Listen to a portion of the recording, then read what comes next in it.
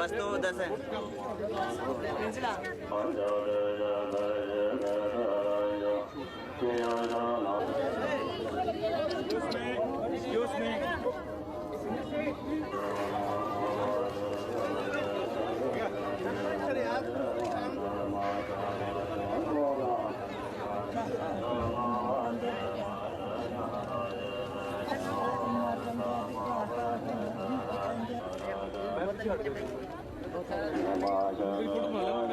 Our protest is a non-violent, peaceful protest, and this is the most, I think, the most strongest non-violent message that we can give out and show our solidarity with Tibetans inside Tibet and protest against the clampdown inside Tibet.